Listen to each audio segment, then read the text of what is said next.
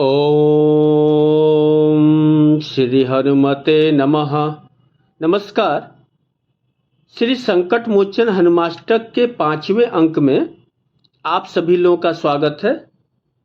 आज हम लोग श्री हनुमाष्टक के 3 पद का अर्थ ग्रहण करेंगे। तो आइए सबसे पहले हम लोग पाठ कर लें। अंगद के संग ले न गए सिय, खोज कपीस यह बैन उचारो। जीवत ना बची हों हम सोजु, बिना सुधि लाए यहाँ पगुधारो।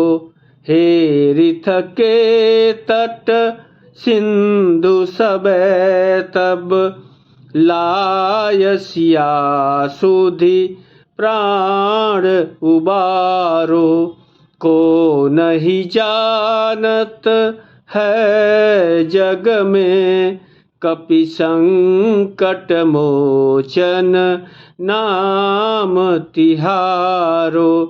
कपि संकट मोचन नाम तिहारो। कथा से आप सभी भली भांति परिचित हैं। किष्किंधा नरेश महाराज सुग्रीव ने माता सीता की खोज करने के लिए चारों दिशाओं में वानरों के दल भेजे थे। इस बात की संभावना थी कि रावण माता सीता का अपहरण कर दक्षिण दिशा में संभवतः गया है। तो सुग्रीव महाराज ने युवराज अंगद के नेतृत्व में वानरों का एक विशाल दल दक्षिण में भेजा और उस दल में सुग्रीव महाराज की सेना के जो मुख्य योद्धा थे, नल, नील, अंगद, जामवन, हनुमान जी इत्यादि जो वानर थे, उनको उन्होंने भेजा था। माता सीता को खोजने जा रहे वानरों को राज्य की तरफ से यह चेतावनी दी गई थी कि माता सीता का पता लगाए बिना यहां वापस आने पर मृत्युदंड मिलेगा। युवराज अंगद के नेतृत्व वाला दल सीता माता को खोजते खोजते सुदूर दक्षिण दिशा के उस किनारे पहुंच गया जहां से आगे महासमुद्र था। रावण या माता सीता का अब तक कोई पता चल नहीं पाया था। वानर भालुओं की बुद्धि अब काम नहीं कर रही थी। सामने अगाध एवं असीम महासागर की भयानक लहरें दिख रही थी। सुग्रीव महाराज ने सीता अन्वेषण के लिए निर्धारित 1 माह का समय दिया था। तो समय सीमा के बंधन से वानर भालू चिंतित हो गए। अंगद जी स्वयं चिंतित हो गए। वे शोकग्रस्त हो गए और युवराज अंगद के मन में सुग्रीव महाराज के प्रति कुछ संदेह भी पनपने लगा कि किष्किंधा लौटने पर सभी लोग मारे जाएंगे और अगर कोई बच भी जाए पर वे नहीं बचेंगे।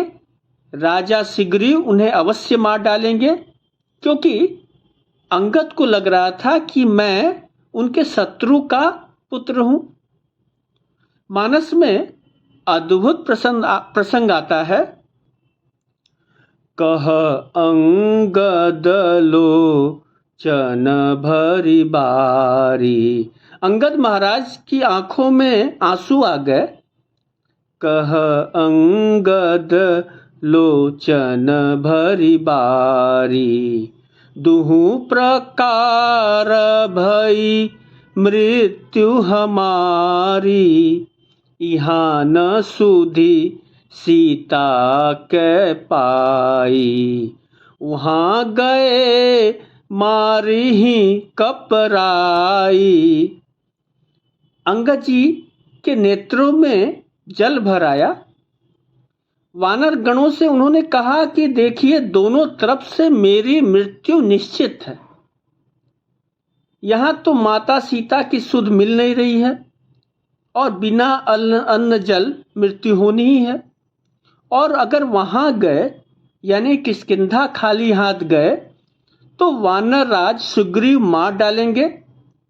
आगे उन्होंने एक और बड़ी बात बोल दी, पिता बधे पर मारत मोही, राखा राम निहोरन होई। पिता बधे, पिता के वध होने पर, पिता की मृत्यु पर महाराज मुझे भी मारना चाहते थे। राखा राम निहोर न हो ओही, वो तो प्रभु राम ने मेरी रक्षा की, मुझे युवराज बना दिया। पुनि पुनि अंगद कह सब पाही, मरन भयउ कछु संशय नाही। महाराज सुग्रीव अवश्य ही मुझे मार डालेंगे, क्योंकि उनकी रक्षा उस समय प्रभु श्री राम ने की थी। अब की बार क्या पता, क्योंकि मैंने प्रभु श्री राम का काम भी नहीं किया है। तो उस बार तो प्रभु श्री राम ने मुझे बचा लिया था, लेकिन इस बार मुश्किल है। मरण भयउ कछु संशय नहीं, अब तो मुझे कोई संशय नहीं है, मेरा मरण निश्चित है। अब उसमें रत्ती भर भी संदेह नहीं है। अब याद करें, अंगद जी दल के नायक थे, नेतृत्व करता थे, और नेतृत्व करता ही अगर निराश हो जाए तो शेष की क्या अवस्था होगी। कुछ वानरों ने धीरज बंधाया, आश्वासन दिया, हम सीता के सुधि लिन्हे बिनु नहीं जइहो युवराज प्रवीणा, कि हम लोग माता सीता की खोज के बिना हे युवराज हम लोग लौटेंगे नहीं। पर दूसरे क्षण किया क्या, अस कही लवन सिंधु तट जाई, बैठे कपि सब दर्भ डसाई। वानरगण लवन सिंधु यानी लवण सागर के तट पर कुश बिछाकर बैठ गए। कुछ वानर आपदा में भी अवसर तलाशने लगे। उन्होंने युवराज अंगद से कहा कि आप बहुत जल्दी महाराज व्याकुल हो जाते हैं, आप किंचित मात्र भी चिंता न करें, हम सब अपने प्राणों को देकर आपके जीवन की रक्षा करेंगे। कुछ ने तो यह भी कहा कि देखिए, यह पवित्र पावन महेंद्र पर्वत है की गुफाएं हैं, यहाँ अमरावती पुरी की सुख सामग्रियां हम एकत्रित कर लेंगे, अब बस यही सुखपूर्वक रहेंगे, न लौटेंगे न सुग्रीव महाराज मारेंगे। देखिए, हमारे शास्त्र कोरे उपदेश नहीं देते, जीव की व्यथा कथा को संकेतों में समझाते हैं। राम काज के लिए वानर नियुक्त हुए थे, पर राम काज से अपने को जोड़ नहीं पा रहे हैं। कोई मरने की बात करता है तो कोई छिप कर रहने की बात करता है। सेवक धर्म भूल रहे थे। सेवक शिव में जब भेद रहता है तो यह स्थिति उत्पन्न होती है। अब वानर यह नहीं सोच पा रहे हैं कि कार्य सिद्धि कैसे हो, कैसे हम जनक नंदिनी जानकी जी का पता लगाएं। अब ध्यान इस बात की ओर है, अब चेष्टा इस बात की ओर है कि हम क्या कारण बताएंगे कि कार्य नहीं हो पाया। आप सभी लोग अपने आसपास यही दृश्य देख रहे होंगे।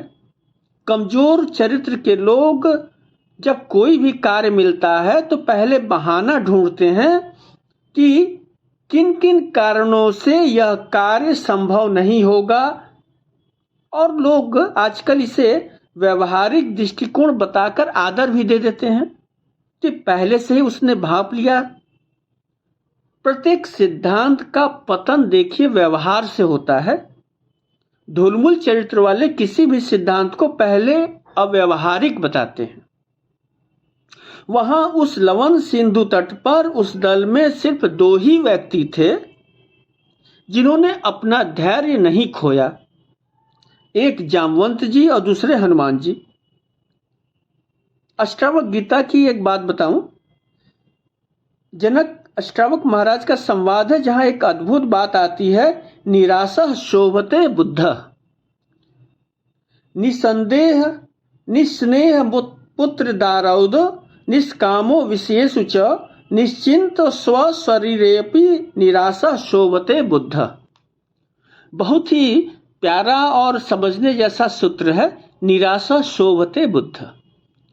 बुद्ध पुरुष यानी ज्ञानी पुरुष अपने शरीर के प्रति निश्चिंत रहते हैं, क्योंकि शरीर से वे विलग होते हैं। शरीर तो मरण धर्मा है, आज नहीं तो कल, नहीं तो परसों, नहीं तो कभी किसी दिन इसे जाना है। और जो निश्चित है उसके प्रति बुद्ध पुरुष, ज्ञानी पुरुष निश्चिंत होते हैं। निश्चिंत स्वशरीरेपि। फिर दूसरी बात आई कि निराशा शोभते बुद्ध। बुद्ध पुरुषों को निराशा भी शोभायमान होती है। साधारण लोगों की तो आशाएं भी देखिए शोभायमान नहीं होती। बुद्ध पुरुष परम निराशा में ही खिलता है, उसकी चैतन्यता प्रकाशित होती है। तो उस सिंधु तट पर जहां सभी लोग निराश थे, सभी वानर निराश थे, तो हनुमान जी और जामवंत जी भी निराशा में थे, पर बुद्ध पुरुष थे। जामवंत जी पूरे वानर समूह को एकत्रित कर कर उत्साह बढ़ाते हैं, स्वयं शांतचित्त रहकर दूसरों की अशांति को दूर करते हैं। और दूसरी ओर हनुमान जी एक बड़ा काम करते हैं, बहुत सावधानी से युवराज अंगद को समझाते हैं कि युवराज, आप व्यर्थ की चिंता कर रहे हैं। सुग्रीव महाराज आपके शत्रु नहीं हैं और आप महारानी तारा के प्राण प्रिय पुत्र हैं, सुग्रीव जी के भी सहज प्रिय हैं। भगवान राम के तो आप दुलारे ही हैं।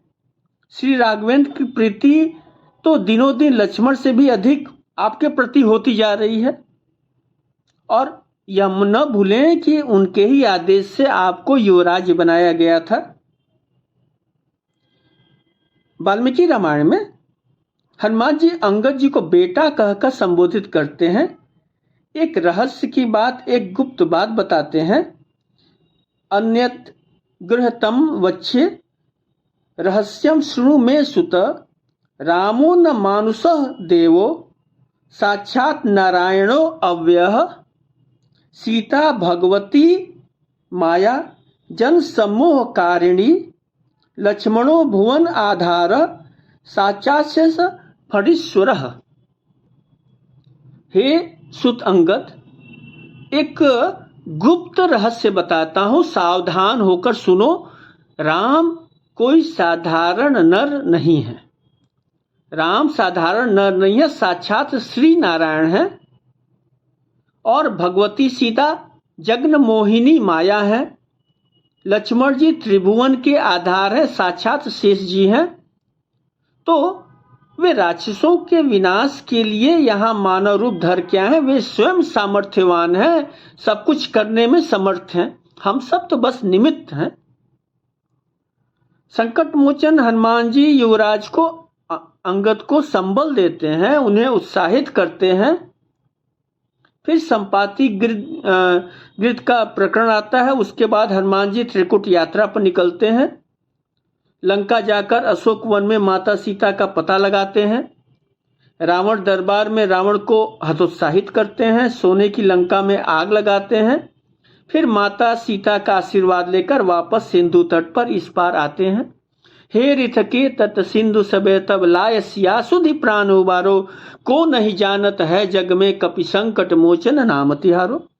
तो उनको वापस आता देख एवं अभीष्ट कार्य की सिद्धि पर सभी वानरों में निश्चित रूप से नवजीवन का संचार होता है। अंगद जी प्रसन्न होते हैं क्योंकि उनके नेतृत्व वाला दल सफल होता है। और उस दृश्य का जब हनुमान जी आते हैं तो बड़ा ही मनमोहक वर्णन गोस्वामी तुलसीदास महाराज ने एक जगह किया है कि आयो हनुमान प्राण हेतु अंक माल देत, लेत पग धूरी एक चुमत लंगूल है, एक बुझे बार बार सिय समाचार कहे, पवन कुमार भो विगत श्रम शूल है, आयो हनुमान प्राण हेतु अंक माल देत, लेत पग धूरी एक चुमत लंगूल है। बहुत ही मनमोहक वर्णन किया है गोस्वामी तुलसीदास महाराज ने। इसका अर्थ हुआ कि अपने प्राणों की रक्षा करने वाले हनुमान जी को आया देख सभी वानर उत्साहित हो जाते हैं। कोई वानर उन्हें गले से लगा लेता है, अंक माल में लेता, कोई चरण धूरी लेता है, कोई पूछ चूम रहा है। हनुमान जी जानकी माता के बारे में सब वानरों को बता रहे हैं। समाचार कहने के क्रम में स्वयं हनुमान जी की सारी थकावट दूर हो रही है।